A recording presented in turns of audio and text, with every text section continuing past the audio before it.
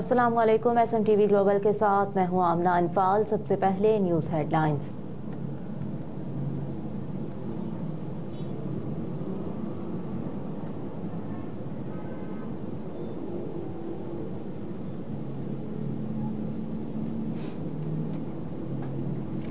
इमरान खान की कागजाती नामजदगी मुस्तरद किए जाने के खिलाफ अपील समाअत के लिए मुकर्रर। इलेक्शन ट्रिब्यूनल के जज जस्टिस चौधरी अब्दुल अजीज ने समाअत की।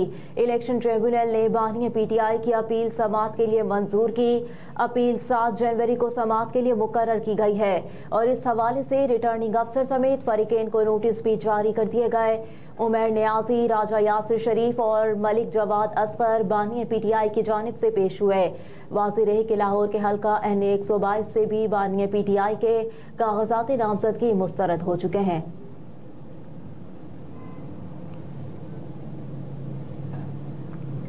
उस्मान डार की वालिदा भाभी की कागजाती नामजदगी मुस्तरद करने के फैसले को कलअदम करार देने की इस्तदा। आम इंतखाबात 2024 के हवाले से कागजाती नामजदगी मुस्तरद या मंजूरी के खिलाफ अपीलों पर समाअत हुई, जिसमें उस्मान डार की वालिदा रेहाना डार और भाभी रूबा उमर ने कागजाती नामजदगी मुस्तरद करने के फैसले को कलअदम करार देने की इस्तदा की। जस्टिस राहील कामरान शेख पर मुश्तमिल इलेक्शन अपीलेट बेंच ने अपील पर समाअत की। Appellate tribunal Lahore high court में रेहाना डार और रूबा उमर के कागजाती नामजदगी मुस्तरद होने के खिलाफ अपील पर समाअत हुई। अदालत ने रिटर्निंग ऑफिसर को नोटिस जारी कर दिए। दरखास्त में मौक़िफ़ अपनाया गया कि रिटर्निंग ऑफिसर ने बेजा इल्जामात लगाकर कागजाती नामजदगी मुस्तरद किए। NA 71 से कागजाती नामजदगी जमा करवाए हैं। जो इल्जामात लगाए गए उनके जवाबात रिटर्निंग ऑफिसर को जमा करवाए।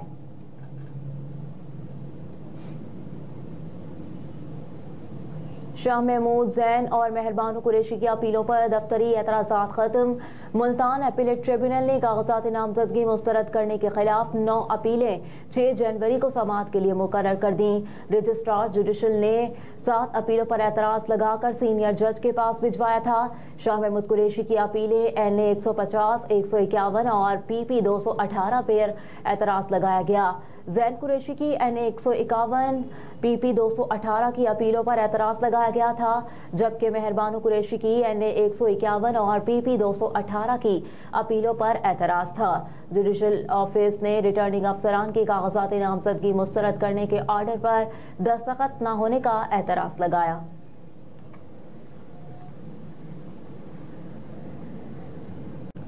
जरताज गुल की राहदारी जमानत का मुख्तसर तहरीरी फैसला जारी। गुज़िश्ता रोज़ पेशावर हाई कोर्ट ने जरताज गुल की हिफाजती जमानत मंजूर की थी और पुलिस को गिरफ्तारी से रोक दिया था। Chief justice Peshawar high court Mohammad Ibrahim Khan ने फैसले में लिखा कि जरताज गुल गुजरांवाला पुलिस को 9 मई वाक़यात समेत मुख्तलिफ दफ़ात में मतलूब हैं। दरख्वास्त गुजार को दर्ज मुकदमात में गिरफ्तारी का खदशा था। तहरीरी फैसले में कहा गया कि दरख्वास्त गुजार पेशावर पुलिस को किसी केस में मतलूब नहीं, उनकी 1 लाख के मचलकों के एवज जमानत मंजूर की जाती है। फैसले के मुताबिक जरताज गुल ने अदालत से दरख्वास्त की कि उनका पेशावर में कोई जानने वाला नहीं, इसलिए 50,000 जमा करवा सकती हूँ। पेशावर हाई कोर्ट ने जरताज गुल की राहदारी जमानत 13 जनवरी तक मंजूर कर ली।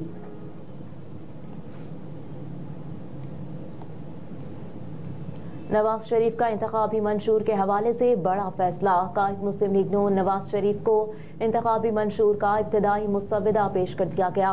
तहम उन्होंने मंशूर कमेटी को हिदायत की है कि मंशूर में कोई ऐसा वादा या बात शामिल ना की जाए जो वो हुकूमत में आकर पूरा ना कर सकें। हर शोबा जात की तरजीहात को मंशूर का हिस्सा बनाया जाए। कायद नून लीग ने इंतखाबी मंशूर के हवाले से बड़ा फैसला कर लिया। ज़राए नून लीग ने कहा कि नवाज शरीफ ने मंशूर कमेटी के चेयरमैन इरफान सदीकी से रब्ता किया और हिदायत की है कि मंशूर में कोई ऐसा वादा या बात शामिल ना करें जो हम पूरा ना कर सकें। आवाम से जो कहेंगे वो करके भी दिखाएंगे। मैं आवाम को सब्ज़ बाग नहीं दिखाना चाहता, ना रिवायती मंशूर का हामी हूँ।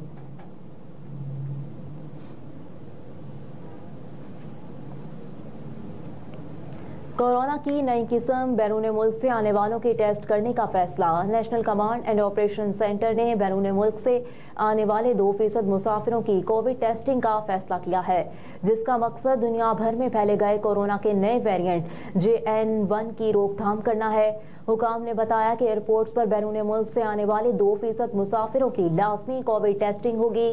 कोविड टेस्टिंग के लिए रैपिड डायग्नोस्टिक किट्स कौमी इदारा बराए सेहत फराहम करेगा। इस वक्त मुल्क के बेशतर बड़े एयरपोर्ट्स पर कोविड डायग्नोस्टिक किट्स मौजूद नहीं। हुकाम ने कहा कि पाकिस्तान में अब तक कोविड के नए वेरिएंट JN1 का कोई केस रिपोर्ट नहीं हुआ।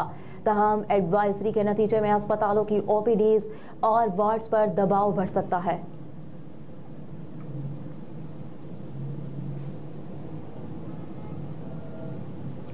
सरकारी मुलाजमीन के सोशल मीडिया इस्तेमाल पर पाबंदी आयद। सोशल मीडिया के इस्तेमाल के दौरान सरकारी मुलाजमीन मजाज अथॉरिटी की इजाज़त के बगैर लाइक, कमेंट या शेयर नहीं कर सकेंगे।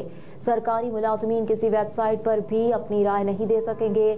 सरकारी मुलाजमीन के सोशल मीडिया के इस्तेमाल पर पाबंदी के मुतालिक रेगुलेशन विंग ने समरी तैयार कर ली।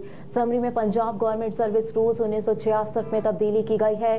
समरी के मतन के मुताबिक सरकारी मुलाजमीन फेसबुक, ट्विटर, व्हाट्सएप, इंस्टाग्राम इस्तेमाल करते हैं। सोशल मीडिया के इस्तेमाल के दौरान सरकारी मुलाजमीन का अंदाज सरकार के मयार के मुताबिक नहीं होता।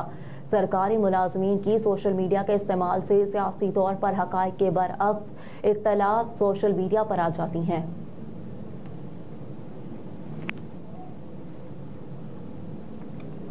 अदालत का इमरान खान का नाम टीवी पर चलाने पर लगी पाबंदी हटाने का हुक्म।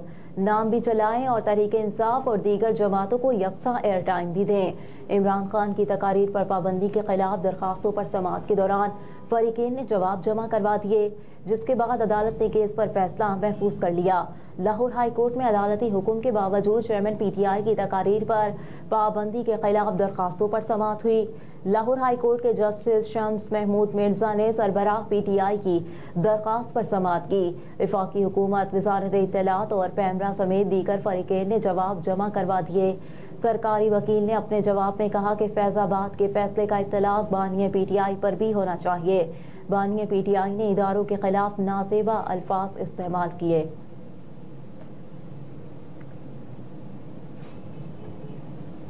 अमेरिका और भारत के दरमियान कशीदगी बढ़ गई। मोदी सरकार ने खालिस्तानी रहनुमाओं के कत्ल की साजिश बेनकाब होने पर ताल्लुकात खराब होने का एतराफ़ कर लिया।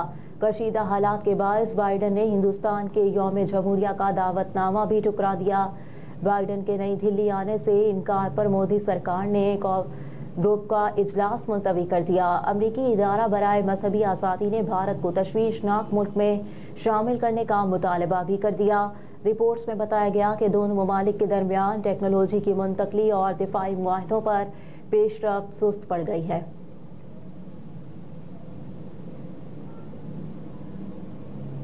और रूस और यूक्रेन के दरमियान मुआहदे के तहत जंगी कैदियों का तबादला।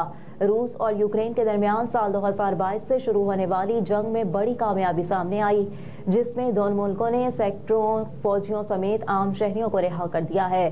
गैर मुल्की मीडिया के मुताबिक रूस और यूक्रेन के हुकाम ने बताया कि महीनों बाद दोनों ममालिक के दरमियान गिरफ्तार सैकड़ों फौजियों का तबादला हुआ है। रूस की वजारत दिफा और यूक्रेन के सदर व्लादिमीर ज़ेलेंस्की ने ऐलान किया कि उनके 200 फौजी वापस आ गए हैं। हेडलाइंस आप जान चुके हैं। न्यूज़ स्टूडियो से फिल वक्त इतना ही। आप देखते रहिए SMTV ग्लोबल।